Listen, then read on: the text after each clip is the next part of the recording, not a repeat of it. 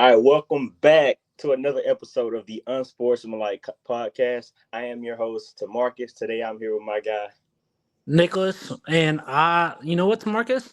I want to hop right on into this. What did you think of that Super Bowl? Nick. It was a clean, old-fashioned ass whooping from start to finish. I am just still in awe of what I saw from the Philadelphia Eagles. They had a game plan that executed it to perfection. Pat Mahomes was in jail. On just couldn't do anything. His O line failed him. His receivers failed him. The whole team just failed him. Actually, they all failed each other. You got to give nothing but the utmost respect to Jalen Hurts. He came out there and made the plays they needed to make, even though those plays weren't very hard at all. But I give him the utmost respect. I give the Eagles defense the respect that they deserve. They had a plan and they executed it. My whole thought process going into this game was, let's see if Jalen Hurts can win this game. Saquon Barkley wasn't, the one thing the Chiefs did had a game plan to slow down Saquon Barkley. They did that, but unfortunately, the Jalen Hurts delivered. So I give him the respect that he deserves. He is now a part of my top 5 quarterbacks with accolades. He's not a top 5 quarterback, right? Because I think there's a difference between quarterback and a quarterback with accolades. He is considered a winner. He is one of the most accomplished quarterbacks in the league, outside of none other than the great Pat Mahomes. But now let's get on Pat Mahomes. Just wasn't his best day at the office. You can kind of tell after that second drive it was going to be a long day. Congrats to Cooper DeJean. Yeah, Iowa boy. White guy catching a pick six in one of the biggest games of his life. I know that had to feel great for him on his birthday. So happy belated birthday to Cooper DeJean. Happy belated birthday to Saquon Barkley. What a way to do it, though, right? You get to win. You get to win a Super Bowl on your birthday. So again, congrats to both of those guys. But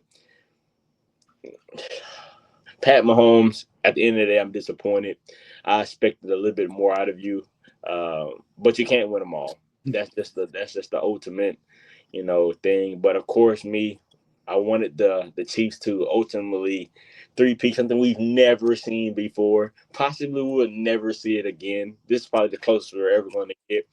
But here's my biggest question, and it kind of frustrates me how people are just saying the dynasty's over.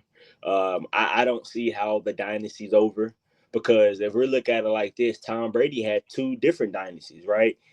His 4th championship didn't come to his 10 years later. So for people to sit here and say the Chiefs are done, Pat Mahomes is washed, I think that is blasphemy.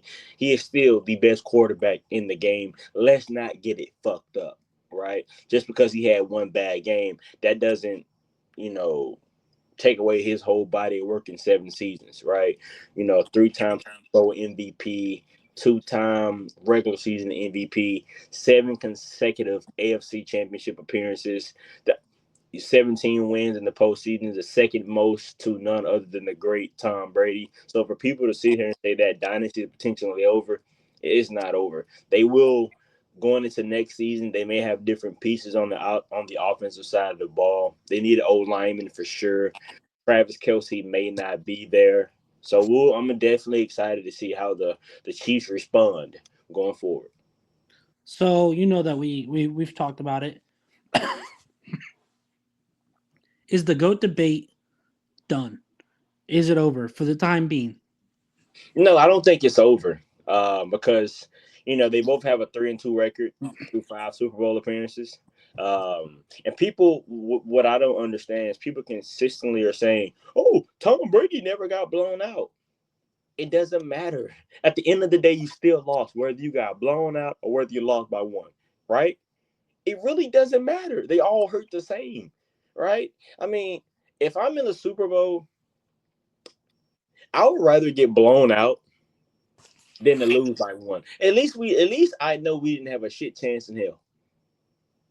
Right? Because I mean that game was over before halftime.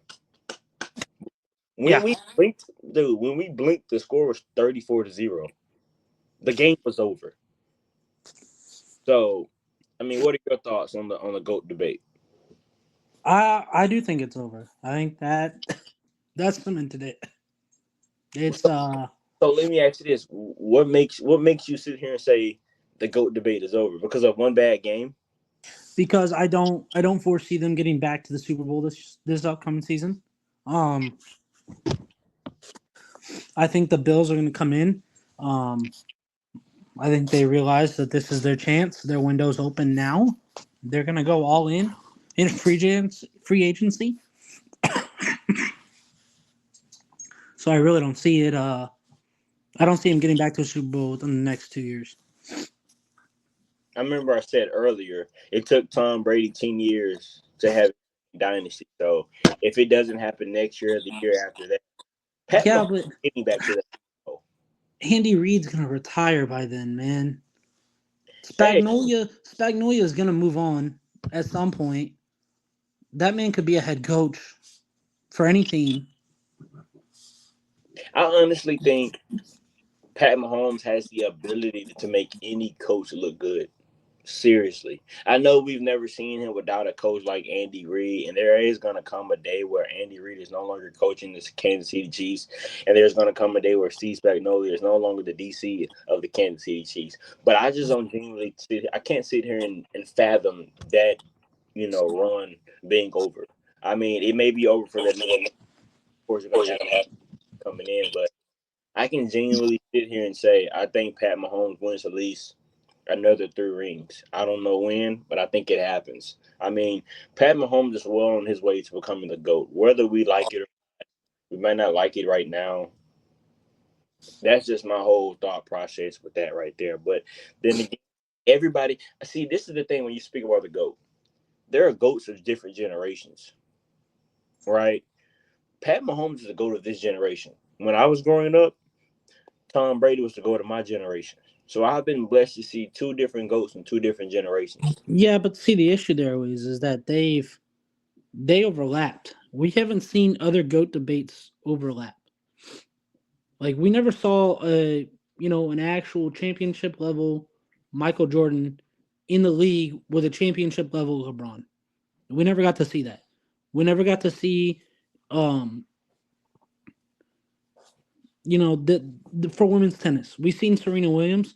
I don't think that there's another female tennis player that's even going to come close to her in my lifetime. Now, for hockey, we never saw Wayne Gretzky play in the same era as Sidney Crosby. I'm not saying Sidney Crosby is the go to my era, but just throwing it out there. Like we never saw him with a championship level. I don't know, bro. Ovi might be the go to my generation.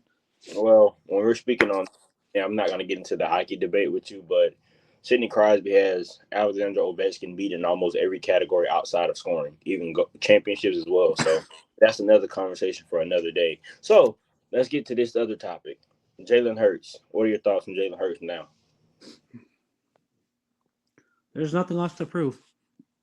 There's nothing left to prove. I You still think did. I still think there's a lot to prove. No, because he doesn't have the arm. So the numbers are never going to be there. He's a running quarterback.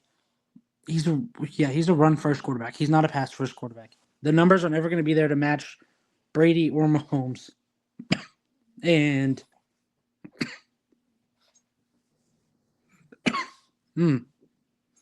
I'm trying to. There's something on the tip of my tongue here that I'm trying to get out. Oh, he has possibly one of the greatest running backs behind him. So on top of that, behind that great defense, behind that great running back, what else is there for you to prove?